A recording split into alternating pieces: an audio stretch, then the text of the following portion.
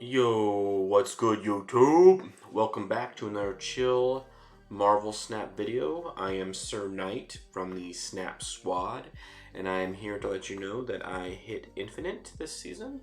It's a little earlier in the month for me.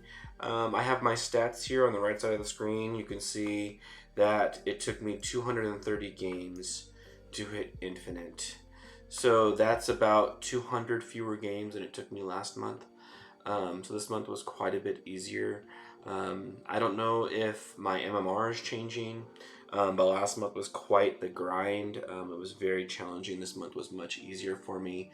I don't know if it's because the deck I was playing, which I'm going to show you what deck I was playing this month. That's the primary focus of this video. I want you guys to see what deck I was playing this month, so you guys can go ahead and play it and get yourself to Infinite as well. So let's go ahead and jump right into that. I'll show you what deck I was playing pretty much exclusively this month. So I did play a little bit of pure Sauron. I did play a little bit of this with Nebula. I added in Nebula to this list, but this was pretty strong. I thought Sauron might be really good this season because of the buff to Enchantress. And so I thought, hey, I'll just play a deck that wants to have my ongoings disabled. That way I'm not weak to Enchantress. When they buffed Enchantress, I really thought that you would see this in basically every deck. And I have seen a lot more Enchantress, but I don't see her in every deck. So this idea didn't work perfectly, but it did work really well. I actually really enjoyed playing this deck. I actually highly recommend this deck if you happen to have Sauron. He's really the only difficult card to get in this list. Everything else is Series 3. He's the only Series 4 card. And this is a really strong deck. I had a lot of success with it. I played it for about 30 cubes. So like 3 ranks I played this deck for. So only at the beginning of my run. And then I'll tell you what happened next. But this deck is really strong. Maximus is probably something you might not really understand why it's in here, but it actually synergizes really well with Zabu, funny enough, because Zabu makes your 4 cost 3, and so what happens is you can do a final turn of Typhoid Mary and Maximus for 6 mana.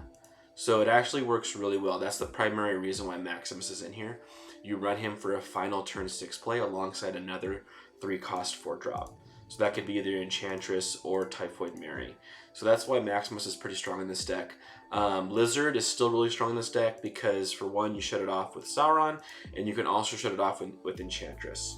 I did that quite a bit. I would play Lizard into a lane, and then I would play Enchantress behind it, shutting off Lizard's ongoing effect. Basically, that'd be like 10 power. Because oftentimes the opponent would fill the lane up with the Lizard, I'd lose 4 power, but then I'd play Enchantress there and I'd gain the 4 power back plus the 6, so it was like 10 power, a 10 power swing with just Enchantress. So Enchantress was really great. This is a really solid deck. I really enjoyed it. It's throwing lots of power out there. This is kind of like your Stature. I know a lot of people are running Stature, Black Bolt Stature right now as a 1/7, but Ebony Ma's a 1/7, especially with Sauron. Or 0. And so this deck is actually really strong. I highly recommend it. But what happened was, as I was playing and I was collecting I probably would have played this the entire season.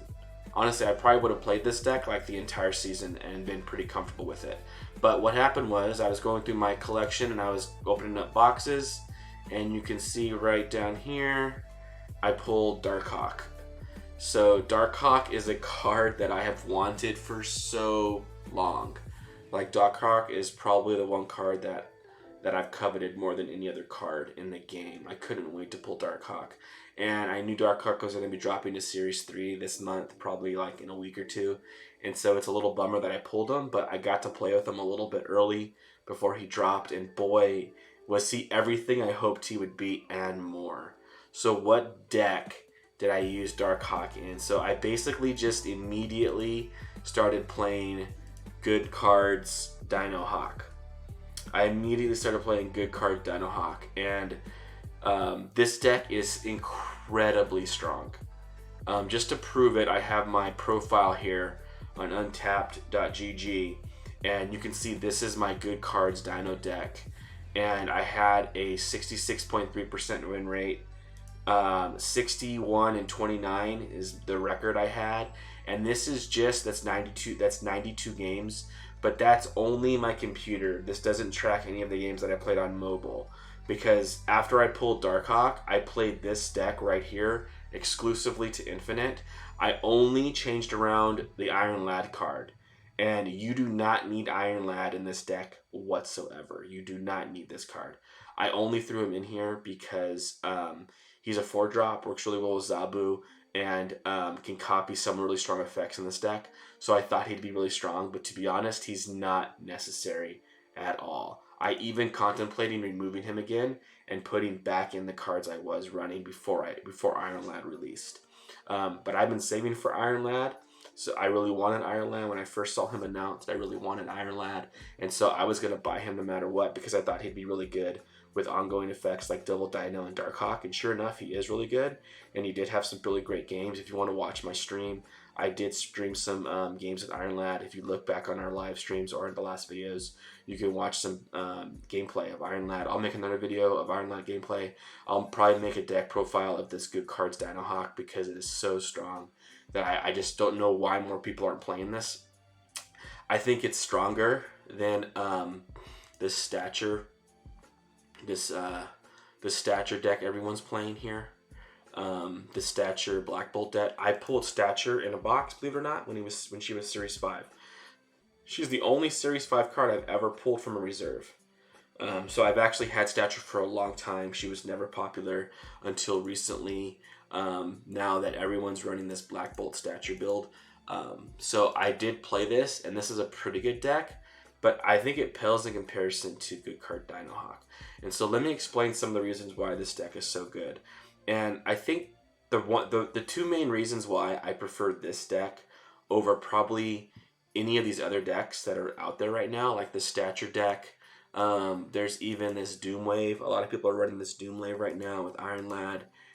This is a pretty strong deck, but why do I like this good card deck? Two reasons: Moon Girl and Mystique. Those two are the two main reasons. Moon Girl and Mystique. And then a third runner-up would be Quinjet.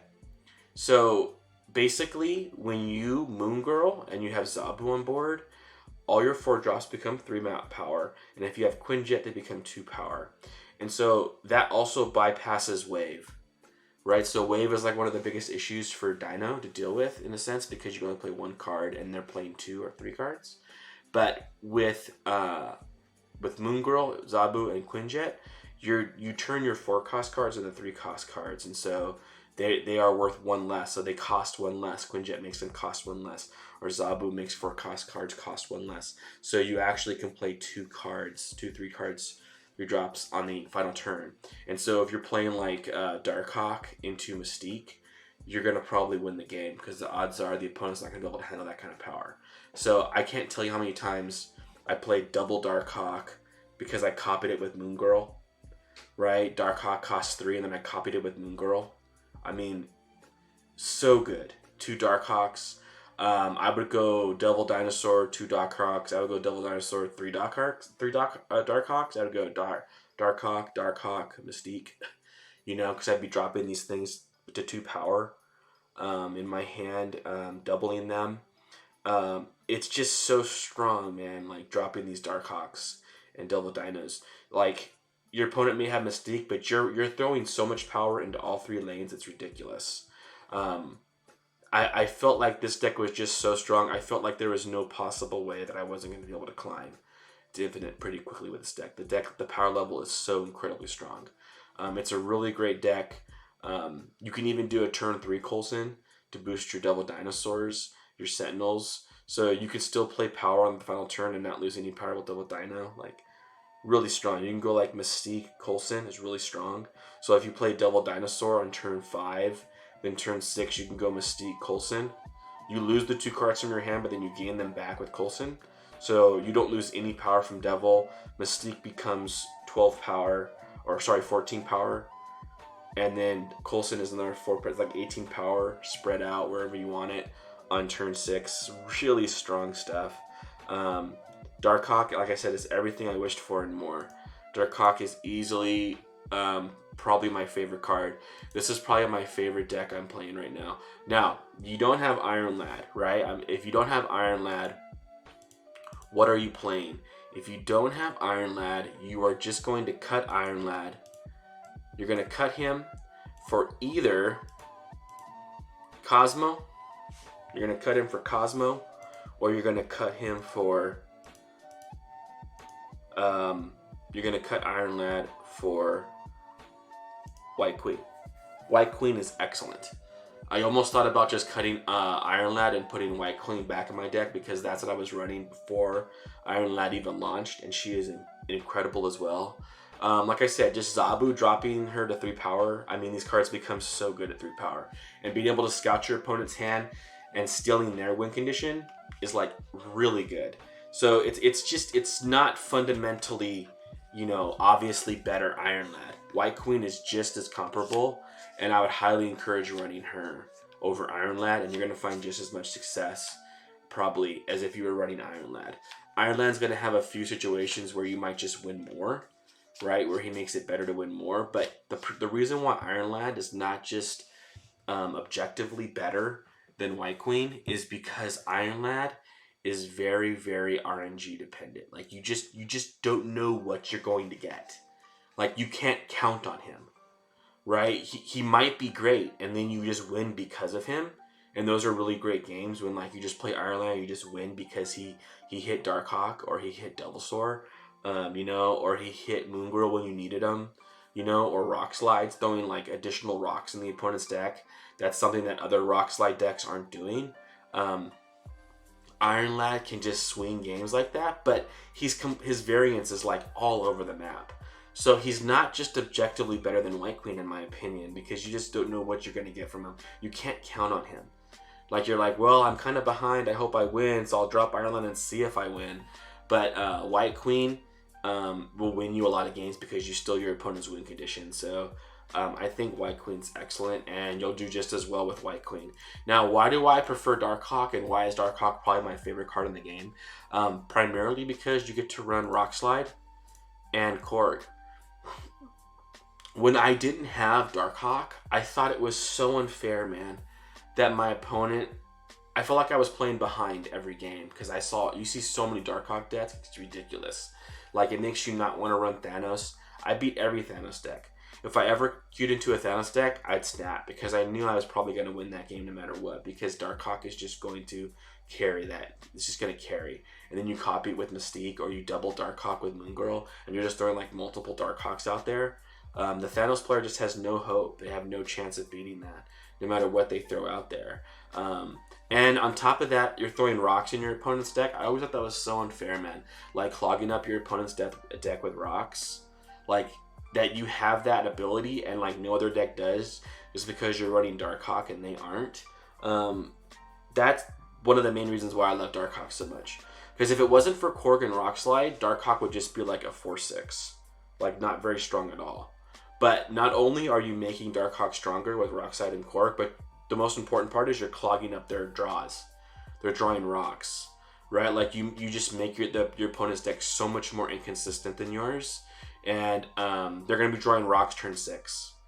Almost guaranteed they're gonna be drawing a rock probably turn 5 or turn 6, and that just ruins their plans, you know. So that's the main reason why I think Darkhawk is so strong, just because you can run the rock package.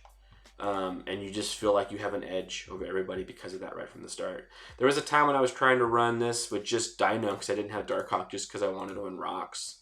Because I was like so annoyed that my opponent got to put rocks in my deck and I didn't get to put rocks in their deck to even it out, you know. And so I'm so happy to pull Darkhawk. This is definitely probably one of my favorite cards. I've wanted it for so long. Ever since I started playing this game, I wanted Darkhawk, especially during the Zabu era, when he was, you know, a 3/2 and dropping cost by 2. I was like, man, it's so busted to be able to throw rocks in your opponent's deck, you know, and then the Darkhawk. It's just so good. But I finally have it, and pretty soon every one of you are going to have it. And this deck is probably not going to be getting touched anytime soon. It's such a strong deck. I highly recommend it. You can see here I averaged 1.02 cubes per game with this deck. And that's just my PC games, not my mobile games. And so I highly recommend this deck. I'll make a deck featured video in a day or so. Show you some games, why this deck is so strong. So that's it for you all. Sir Knight from the Snap Squad has hit Infinite officially. Look forward to seeing me stream in the coming nights. I'll be streaming late at night. I do late night streams. And look forward to seeing Sovereign and Sir Knight stream together. The two Snap Heads will be streaming together. And we'll be trying to get Sovereign Infinite next. So thanks for tuning in, and I will talk to you all later. Peace.